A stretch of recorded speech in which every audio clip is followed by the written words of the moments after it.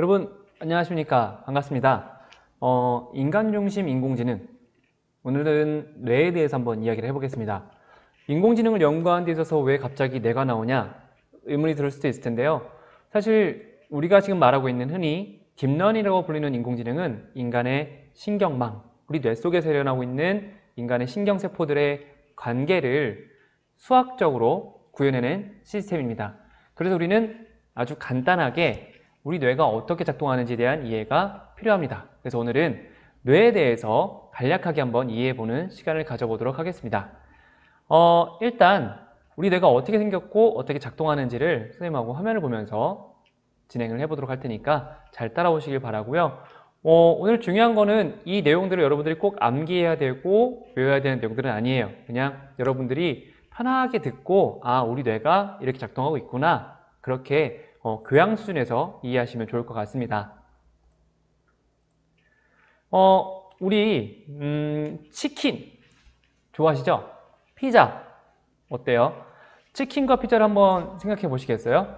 아니면 족발, 보쌈, 엄마가 해주는 맛있는 음식들, 혹은 아빠가 그려주는 라면, 한번 이렇게 음식을 확 떠올렸을 때 여러분, 선생님도 벌써 입에서 이렇게 침이 고이는데 우리는 음식을 먹지 않아도 실제로 음식만 떠올려도 이렇게 침이 고이는 것을 경험할 수 있습니다. 지금 이 왼쪽에 있는 이 그림은 어린 왕자에서 나오는 한 장면을 그림화한 거죠. 그 어린 왕자에서 보면은 보아뱀, 어떤 아저씨는 이것을 모자로 보지만 사실은 어린 왕자는 이것은 모자가 아니라 보아뱀이 코끼리를 잡아먹은 모습입니다. 우리 아이의 순수성을 보여주는 장면인데요. 이것을 그림으로 표현한 겁니다. 선생님이 특별히 그림을 넣은 이유는 착시 현상도 설명하면서 여러분들 코끼리 떠올리지 마십시오. 자, 지금부터 뱀 생각하지 마세요. 선생님이 분명히 생각하지 말라고 해도 우리 뇌 속에는 이미 코끼리와 뱀 이미지가 스르륵 지나갔을 겁니다. 그러니까 실제로 우리가 우리 몸속에 있는 이 뇌를 우리가 통제할 수 있다고 생각하지만 사실은 우리는 우리 뇌를 통제할 수 없습니다. 왜냐하면 우리 뇌는 우리 것이 아니기 때문이죠. 우리의 행동은 사실 뇌에 의해서 지배되고 뇌에 의해서 나타나는 겁니다. 재미있는 것은 이 뇌를 또 우리가 훈련을 시킬 수도 있어요. 생각과 행동, 감정을 느끼게 하는데, 우리 몸을 제어하는데 재미있는 한번 실험을 해보겠습니다. 자, 지금부터 이 화면을, 선생님 화면 말고요, 여기 지금 돌아가는 화면을 한 30초 정도만 집중해서 한번 볼게요. 선생님과 같이 지금부터 30초 정도 한번 보겠습니다.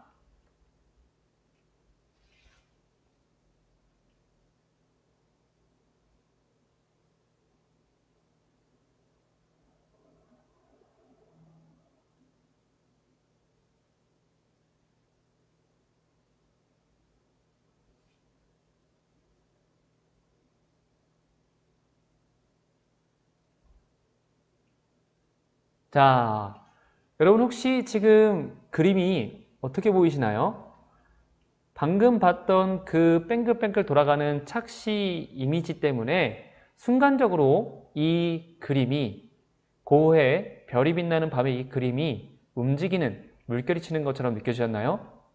설마 아직까지 느껴지고 있다면 그것은 조금 위험합니다. 당장 병원에 가십시오. 우리 눈은 이렇게 착시를 일으킵니다. 그 이유는 우리 뇌가 익숙한 것에 뭐라고 해야 될까요? 우리가 지금까지 경험했던 거를 그대로 처리하려고 하는 이런 경향성 때문에 우리는 방금 전에 봤던 이 회전하는 이미지들 때문에 그 이미지에 잔류가 남아있어서 순간적으로 이 고의 그림이 움직이는 것처럼 좀 보였던 겁니다. 울렁울렁한 것처럼요. 사실 이 고의 그림은 고정되어 있는 그림이었습니다. 우리가 보는 세상이 진짜 세상일까요? 여러분, 우리 세상은, 우리가 지금 마주하고 있는 세상은 사실은 우리 눈으로 들어오고 우리 들어온 눈에서 뇌에서 한번 해석을 하고 보는 세상입니다. 그러니까 여러분들이 보는 세상은 사실은 여러분 나름대로의 기준과 경험으로 판단하는 세상입니다. 여러분의 세상은 여러분 안에 있습니다. 그래서 우리는 다른 사람들의 의견을 존중할 수 있어야 되고, 다른 사람이 나와 똑같이 본다고 생각하면 절대 안 됩니다. 여러분들이 보는 것과 여러분들의 부모님, 여러분이 보는 것과 여러분의 친구, 저와 여러분은 같은 거를 보더라도 다르게 볼 수가 있음을 꼭 알아야 합니다. 자, 오늘은 간단하게 우리가 뇌 모형을 사실은 제작하고 싶었지만 여러분들한테 쌤이 그 실험 키트를 좀 나눠주면 좋을 것 같아서 그 뇌 제작하는 것들은 간략하게 한번 해보고요. 제일 중요한 것, 뇌의 구조에 대해서 한번 알아보고 뇌의 작동 원리를 이해하는 시간을 한번 가져보도록 하겠습니다. 우선 이 뇌 연구가 최근에 굉장히 이제 뭐라고 할까요? 잘 된 이유, 뇌가 조금 더 이렇게 연구가 될 수 있었던 이유는 우리가 뇌와 뇌 안에 있는 신경세포들을 관찰할 수 있는 첨단 과학 기술들이 등장하기 때문이죠. 흔히 말하는 MRI나 뭐 이렇게 컴퓨터 단층 촬영 방법 등을 통해 가지고 실제로 우리 뇌가 어떤 작동을 하고 있고 어떤 걸 할 때 활성화가 되는지 이런 식으로 조금 더 이렇게 뭐라고 할까요? 눈에 보이는 이미지 형태로 표현할 수 있게 되는 겁니다. 뇌를 가로 형태, 횡 단면을 본 거고요. 이거는 뇌를 세로 형태로 잘라본 것입니다. 그래서 우리 뇌가 지금 어떻게 작동하고 있구나, 우리 뇌의 구조가 어떤 걸 하고 있구나 라고 볼 수가 있게 되는 거죠. 특별히 여기 있는 이 이미지는 우리 청소년들 대상으로 해서 책을 읽을 때와 게임을 할 때 뇌를 촬영해 본 모습입니다. 여러분 지금 보시는 이미지에서 알 수 있듯이 어느 뇌가 더 색깔이 알록달록하죠? 당연히 책을 읽을 때, 독서를 할 때 우리 뇌가 여기저기 곳곳에서 많은 반응들을 일으키는 것을 볼 수가 있고 반대로 게임을 할 때는 일부분만 이렇게 활성화되는 것을 볼 수가 있습니다. 색깔이 진해진다는 것은 그만큼 뇌의 작동이 많아진다는 거고요. 색깔이 없고 흐리다라고 하는 것은 그만큼 뇌가 아주 작게 작동한다는 것으로 생각하시면 되는데요. 책을 읽을 때는 책 속에서 이 글을 해석하고 머릿속에서 생각을 해야 되며 내 안에 있는 기억들을 불러오기 때문에 뇌가 아주 울긋불긋하게 빠르게 활성화된 모습을 볼 수가 있지만 게임을 할 때는 단지 시각적으로 들어오는 정보만, 이따 말씀드리겠지만 이 뒤에 부분은 사실 시각 정보를 처리하는 곳인데 눈에 들어오는 이 정보만 처리해가지고 다 손가락이나 이렇게 명령을 내리기 때문에 뇌가 특별히 이렇게 활성화되지 못한 모습을 알 수가 있죠. 그럼 우리가 청소년기에 여러분들이 내가 조금 더 건강하고 내 뇌를 더 단련하고 싶고 내가 내 뇌를 조금 더 훈련해서 좀 더 많은 능력을 키우고 싶다면 어떤 활동을 해야 될까요? 아시겠죠? 왜 어른들이나 선생님들 그리고 여러분들 주변에 있는 많은 여러분들 좋아하고 아끼는 사람들이 책을 읽어야 된다, 독서해야 된다 이런 얘기를 하는 이유는 뭐냐면 이런 사실 과학적인 근거가 있기 때문에 그렇습니다. 잔소리로 듣지 말고 여러분들의 뇌를 훈련하셨으면 좋겠습니다. 자, 아무튼 이렇게 뇌를 촬영하는 방법의 발달에 의해서 우리 뇌가 어떻게 작동하는지를 이해하기 시작을 했습니다. 특별히 요즘 같은 경우에는 더 나아가서 이 뇌는 사실 뇌 안에 있는 신경세포들은 서로가 아주 작은 전류를 주고받는다는 것도 발견했습니다. 그러니까 지금 우리 뇌 속에서는 아주 작은 양, 미세한 전류들이 서로 세포들이 전기 자극을 서로 주고받고 하면서 이동하고 있는 거예요. 그럼 이런 전기들이 왔다 갔다, 전기들이 전선을 타고 왔다 갔다 할 때 전기 주변에는 전자파가 생기는데 그 전자파, 다시 말해서 뇌에서 발생하는 전자파, 뇌파를 측정해서 이런 상황에서는 이런 형태의 뇌파가 발생하는구나. 그래서 요즘은 뇌를 해부하거나 촬영하지 않아도 우리 뇌를 관찰할 수 있는 또 다른 방법으로 뇌파를 측정해서 확인할 수도 있습니다. 이렇게 보시면은 가끔 이제 다큐멘터리나 드라마에 볼 때 뭐 델파파, 이렇게 세타파 나오는데요. 이렇게 뇌파의 형태, 초당 이렇게 진동하는 간격 이런 흐름을 가지고 우리 뇌가 지금 어떤 일을 하고 있다라고 우리는 분석을 할 수 있는 시대가 되었습니다. 이렇게 뇌를 직접 촬영할 수도 있고 또는 뇌에서 작동하는 것들을 전파를 측정해서 뇌파를 측정해서 분석하는 이런 연구 방법을 통해 가지고 우리 뇌가 어떻게 작동하는지를 이제 이해할 수 있게 되었습니다. 그럼 이런 기술들이 실제로 지금 어느 분야에서 어떻게 적용되고 있냐면요. 특별히 불의의 사고나 아니면 선천적인 장애로 인해서 팔이나 다리, 몸의 신체적인 어떤 자유를 훼손당한 사람들이 움직이는 이 뇌파를 통해 가지고 우리의 신체 감각, 신체 운동을 할 수 있는 이런 로봇팔 같은 걸 연결해서 뭐 이렇게 할 수 있게끔 하는 것들이 이제 기술이 발전되고 있습니다. 그래서 이런 기술들의 사실 이름은 BMI라고 합니다.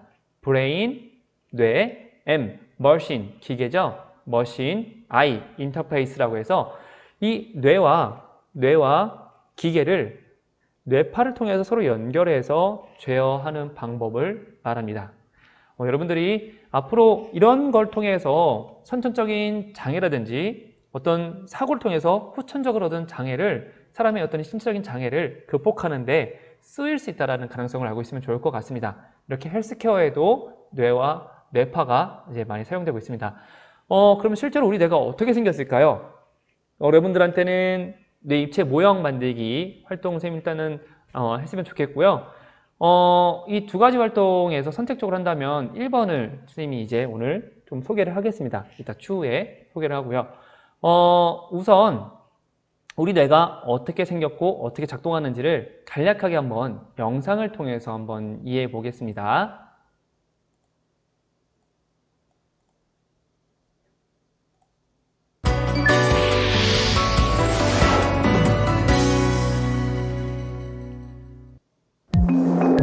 우리 몸의 모든 신체 활동을 관장하는 컨트롤 타워는 바로 뇌입니다.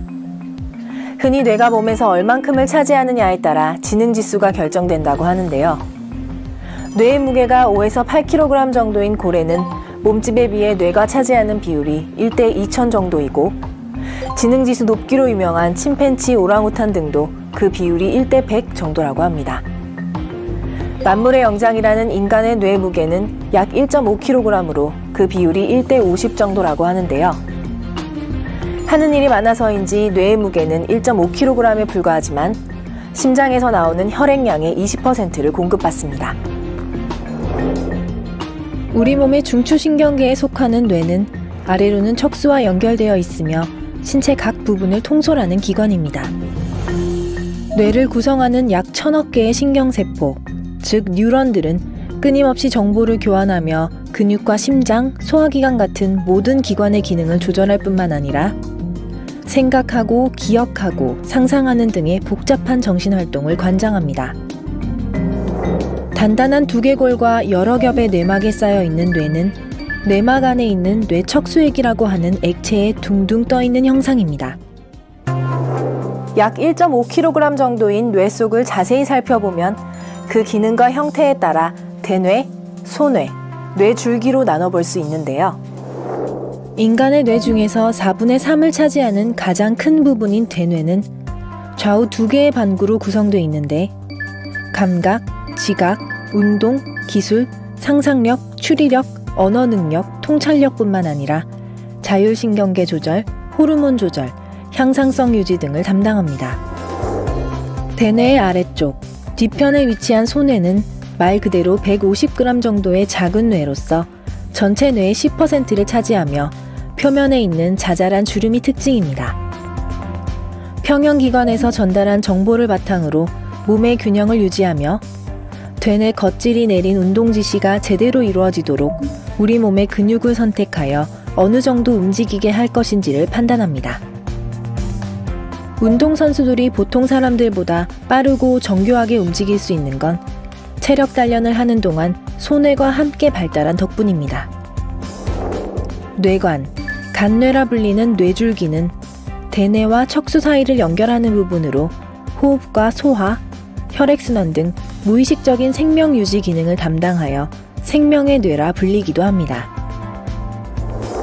뇌의 한가운데서 수많은 신경섬유로 구성되어 있는 뇌줄기는 중간뇌와 다리뇌, 숨뇌로 구성되어 있습니다. 뇌의 정중앙에 위치한 중간뇌는 몸의 균형을 유지하고 안구운동, 홍채 조절과 같은 시각반사와 청각반사에 관여합니다. 그 아래쪽의 다리뇌는 소뇌와 대뇌 사이의 정보 전달을 도와주고 얼굴과 눈의 움직임을 관장합니다. 연수라고도 하는 숨뇌는 호흡과 순환을 조절하며 침분비, 하품, 재채기와 같은 무의식적인 활동을 일으켜 몸의 상태를 일정하게 유지하는 기능을 합니다. 뇌는 하는 일이 워낙 다양해서 뇌 손상으로 발생하는 질환 역시 매우 많은데요. 뇌혈관 손상, 알코올 과다 섭취, 흡연, 과도한 스트레스는 심각한 뇌 손상을 가져올 수 있습니다. 한 번 파괴된 뇌세포는 복구가 불가능한데요. 뇌를 건강하게 유지하기 위해서는 올바른 생활 습관을 가지는 것이 가장 중요합니다. 건강한 식습관, 적절한 운동, 긍정적인 마음 자세, 이 세 가지는 꼭 지키시고, 과도한 음주, 흡연, 과격한 스포츠 등의 위험한 행동, 이 세 가지는 삼가는 것이 좋겠습니다. 잘 보셨나요? 뒷부분으로 갈수록 사실 여러분들 조금 내용이 어렵고 좀 지루해졌을 수도 있는데, 우리가 오늘 수업에서의 목적은 뭐 이런 되뇌가, 간뇌가 어떤 역할을 한다, 이런 것까지 뭐 암기해야 되는 수업은 아니잖아요. 그래서 여러분은 그냥 간략하게 우리 뇌가 이렇게 여러 부위로 구성이 되어 있고 이런 부분들이 각각 하는 역할이 다르구나, 그렇게까지 아시면 되고요.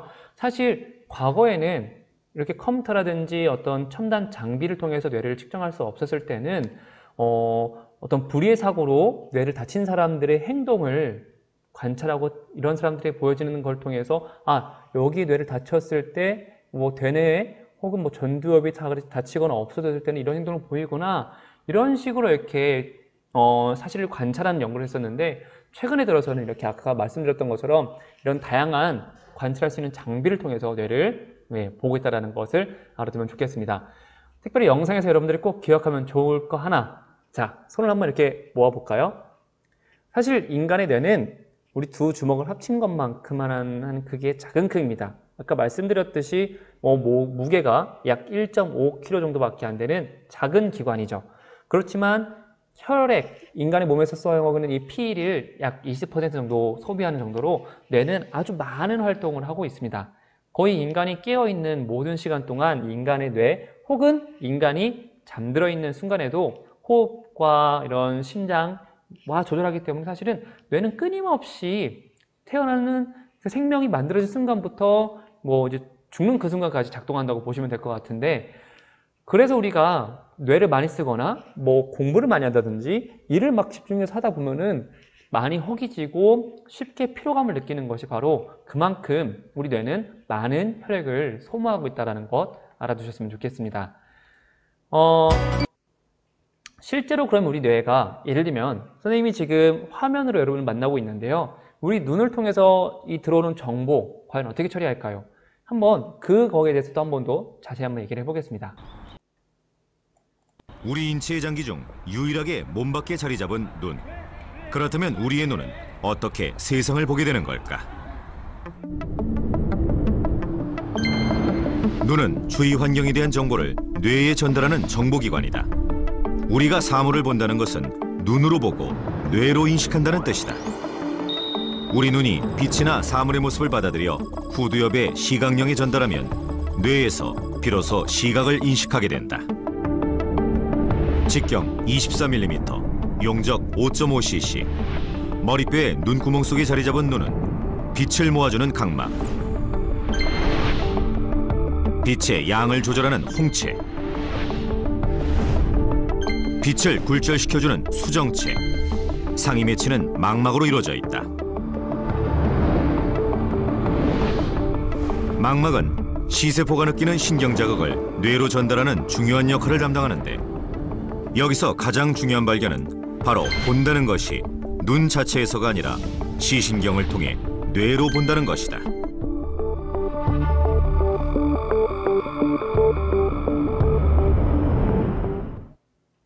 자, 여기서 중요한 아주 말이 나왔습니다. 뇌로 본다는 것이다. 뇌로 본다는 것이다.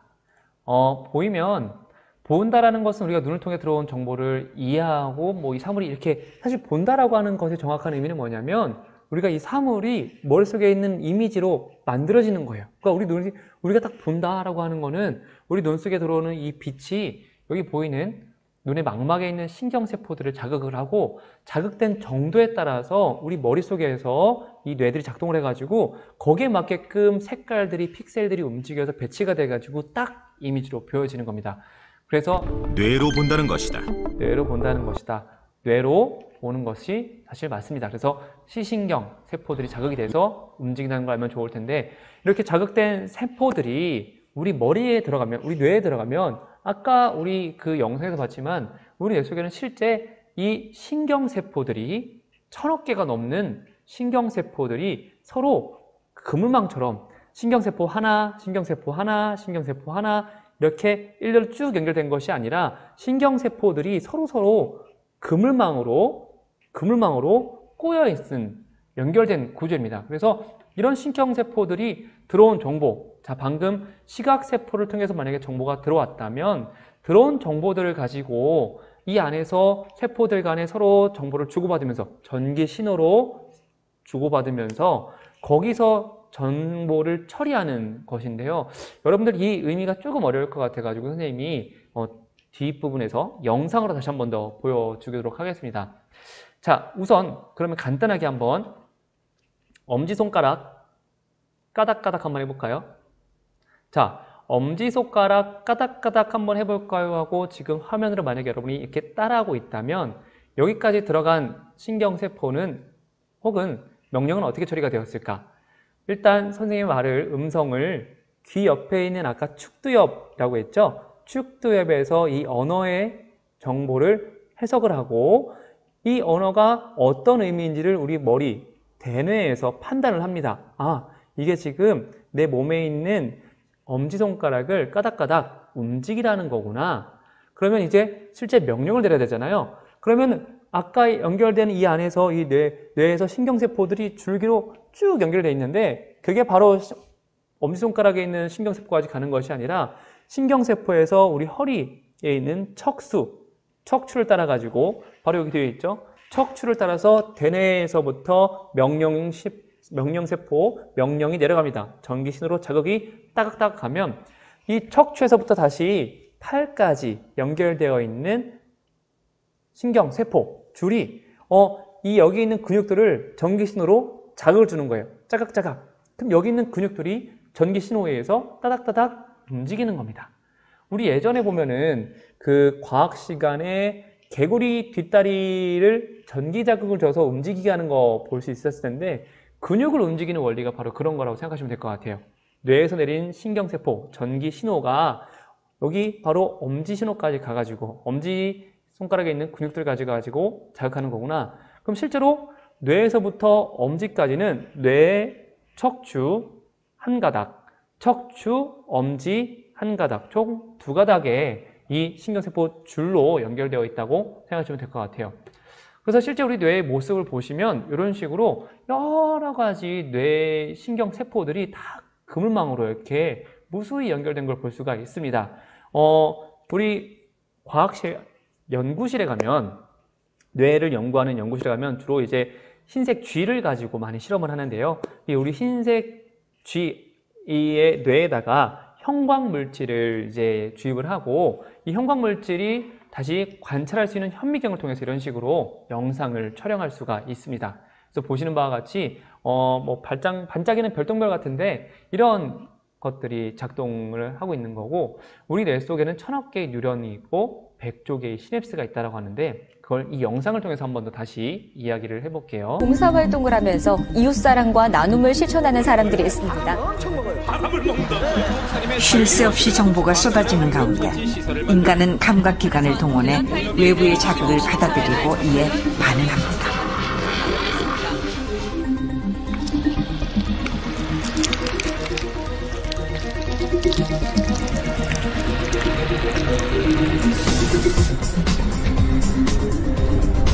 인간의 뇌에는 정보를 받아들여 기억을 만들고 저장하는 멀티 시스템이 있습니다. 뇌 어느 한 곳에서만 하는 일이 아닙니다.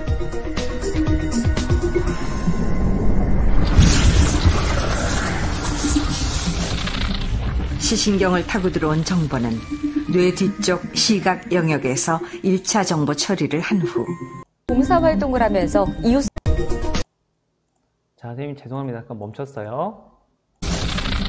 시신경을 타고 들어온 정보는 자, 이렇게 지금 치지직 하는 것은 바로 신경세포들이 전기 신호로 주고받기 때문입니다. 뇌 뒤쪽 시각 영역에서 1차 정보 처리를 한 후 해마로 전달돼 단기 기억을 만듭니다. 아이고, 죄송합니다. 쪽 시각 영역 처리를 한 후 일단 해마로 전달돼 보고 단기 기억을 만듭니다. 다시 한번 할게요. 신경섬유 가지는 태어나서 10살까지 지속적으로 늘어나 10살 무렵엔 성인의 2배에 달합니다. 그러다 청소년기에 이르면 관심 없는 분야의 신경섬유가 사라지는 가지치기 과정을 거칩니다. 선택과 집중을 할 수 있어야 비로소 어른이 되는 것입니다.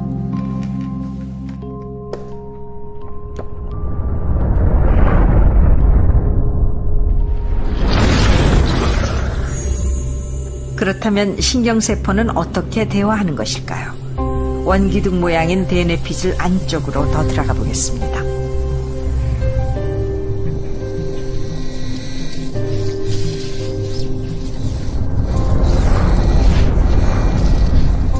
전달할 메시지가 이동을 시작합니다. 축삭은 신경세포에 하나씩 있는 정보의 고속도로입니다. 메시지가 전기 신호로 이어달리기를 합니다. 메시지를 받을 이웃집 신경세포의 수상돌기가 보입니다. 전기 신호로 달려온 메시지는 신경 전달 물질에 담겨 빈 공간을 건넙니다. 이것이 신경세포가 대화하는 법입니다. 대화를 많이 한 수상돌기 말단은 머리 부분이 버섯처럼 부풀어 오릅니다. 오돌도돌 가시처럼 보인다고 해서 이곳을 스파인이라고 부릅니다. 과학자들은 스파인이 부푸는 과정을 기억이 저장되는 것으로 보고 있습니다. 기억을 잘하는 뇌의 비밀은 뭘까요? 스파인 위쪽에는 맞는 열쇠를 가져온 신경 전달 물질에게만 문을 열어주는 성실한 문지기들이 있습니다.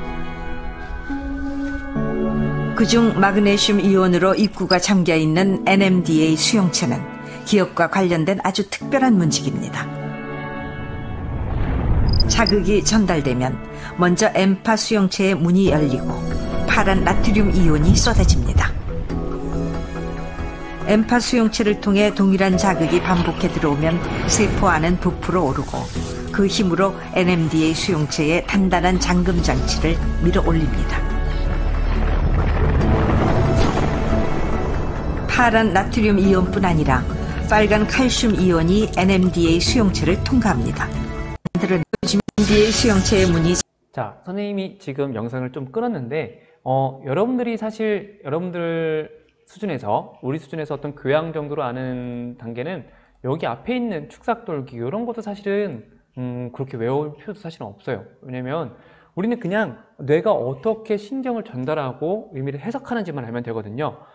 뉴런이라고 하는 것 신경세포입니다. 우리 뇌 속에 약 1000억 개의 신경세포들이 붙어져 있어요. 이 신경세포들이 아까 영상에서 봤던 것처럼 신경세포와 신경세포가 서로 정보를 주고받아요. 대화하는 거예요.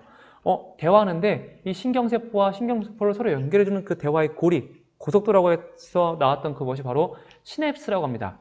이 1000억 개의 뉴런들이 약 100조 개의 시냅스로 서로 연결되어 있어요. 아까 선생님이 얘기했지만 신경세포들이 그냥 하나만 연결되어 있는 게 아니라 신경세포 하나가 자 보세요. 신경세포 하나가 여러 개의 신경세포들과 또 연결되어 있기 때문에 그 가지들이 약 1000조 개가 된다라고 생각하시면 될 것 같습니다. 그러면 우리 뇌는 어떻게 정보를 처리하냐면 만약에 선생님이 사과라고 하는 물질을 봤어요. 물질을 봤으면 사과라고 하는 물체가 들어왔을 때 이 수많은 신경세포들 중에서 사과의 기억과 관련된 세포들이 자극을 받는 거예요.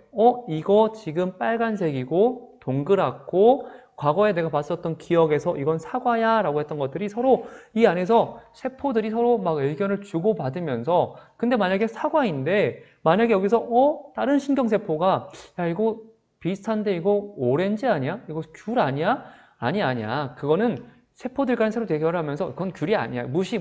없애. 이 정보는 의미 없어. 하면서 말도 안 되고 의미 없는 정보들은 신경세포들이 다음 세포로 넘기지가 않아요. 이건 귤인 것 같은데 라고 한 정보가 들어온다면 이거는 아니야. 이거는 빨간색이기 때문에 빨간색의 어떤 정보는 귤은 노란색이었어. 그러니까 이 뉴런과 뉴런을 연결해주는 시냅스들 중에서 사과로 기억된 시냅스들은 자극이 되는데 이것을 오렌지나 귤로 보여드리는 이 시냅스들은 정보가 가다가 멈춰요. 사라집니다. 그러니까 기존에 우리가 쉽게 말하면 사과라고 하면 사과로 판단할 수 있는 이 시냅스들이 작동과 뉴런들이 작동을 하면서 사과라고 말할 수 있게 되는 겁니다. 선생님이 이 말을 좀 더 쉽게 하려면 익숙한 경험을 좋아한다고 했습니다. 우리 뇌는 새로운 경험을 하는 것보다는 익숙하고 계속 해왔던 것들을 더 잘하게 되어 있어요. 여러분 양치질 하시죠? 양치질 할 때 혹은 여러분 양치질 할 때마다 매번 위아래로 30번 혓바닥 구석구석 자 오른쪽으로 이 정도의 각도로 들어가서 25도의 각도로 흔들고 이런 거를 다 우리가 뇌에서 계산하고 할까요? 그냥 무의식 중에 하는 거죠. 사실은 무의식이라고 하지만 그 사이에도 우리의 운동을 관장하는 뇌의 시냅스들은 활동하고 있어요. 근데 그것이 드러나지 않을 뿐입니다. 왜냐하면 이미 그 양치질하는 이 과정은 우리가 매일 3번씩 하고 여러분들이 10년, 15년, 20년 이렇게 긴 세월을 하는 동안 너무나 충분히 단련이 됐기 때문에 그냥 어설프지 않게 어색하지 않게 할 수 있는 거예요. 근데 만약에 스킨스쿠버라든지 뭐가 있을까요? 다이빙이라든지 여러분들이 전혀 하지 못했었던 운동을 하러 갔다고 하면 롤러브레이드라든지 자전거를 처음 배운다고 했을 때 어렵고 균형 잡고 이런 것들이 사실 익숙하지 않죠. 왜냐면 우리 머릿속에 있는 신경세포들이 그런 걸 해본 적이 없기 때문에 어떻게 해야 되지? 당황스러운 겁니다.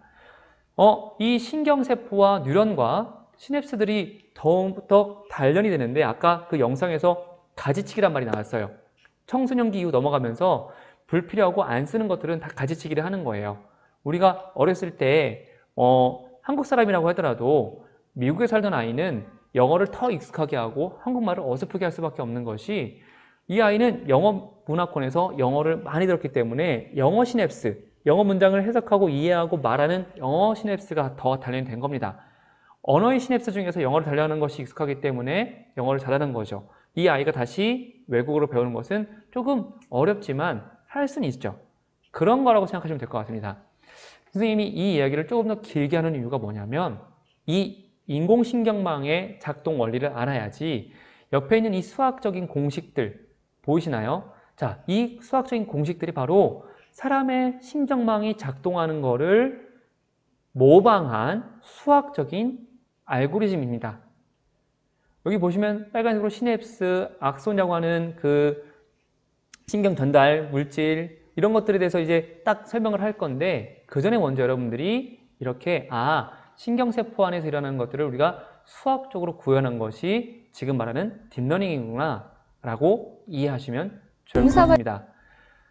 오늘은 여기까지만 간략하게 수업을 마치겠습니다. 자, 지금부터 이제 여러분들은 뇌 구조를 만들어 보는 실습을 할 거고요. 만약에 이 부분이 좀 어렵게 되면 선생님이 뇌를 그리는 활동을 했으면 좋을 것 같습니다. 그래서 선생님이 여러분들의 수준을 봐서 과제를 이어서 영상으로 좀 제작을 해서 올릴 거고요. 또 하나의 과제는 아까 말씀드렸듯이 뇌파를 활용한 이 아이디어 제품들이 굉장히 좀 늘어나고 있습니다. 우리가 헬스케어라고 해서 우리의 몸을 이렇게 더 좋고 편리하게 하는 방법 중에 하나인데 우리의 뇌는 사실 100명의 사람이 있으면 100명의 사람의 뇌파가 사실 다 다릅니다. 비슷하지가 않아요.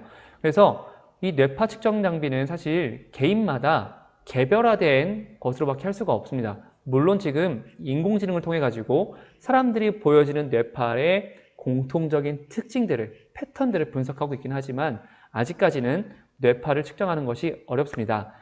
그렇지만 그럼에도 언젠가는 그 기술이 이제 인류를 더 편리하게 할 것 같은데 뇌파를 활용해서 한번 새로운 제품을 만들어 본다면 아까 선생님이 BMI라고 했죠? 브레인 머신 인터페이스 이렇게 장애인을 돕는 기계를 설계할 수 있지만 조금 더 창의적으로 여러분들 한번 나의 뇌파를 이용해서 이런 것들을 할 수 있을 것 같아.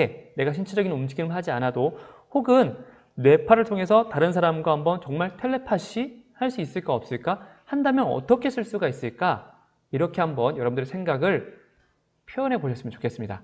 자, 그러면 오늘 이렇게 뇌파를 표현하는 활동까지 해가지고 수업을 마무리하고요. 오늘 전체적인 내용이 조금 어려울 수도 있을 것 같아요. 그래서 여러분들 앞부분에 뇌 구조라든지 뇌파가 작동하는 모습, 그 다음에 그 뇌 속에 있는 뉴런과 신경세포들, 시냅스들이 서로 연결되어 있는 그 영상들은 다시 보기를 해서 조금 더 공부를 좀 개인적인 공부를 더 했으면 좋겠습니다.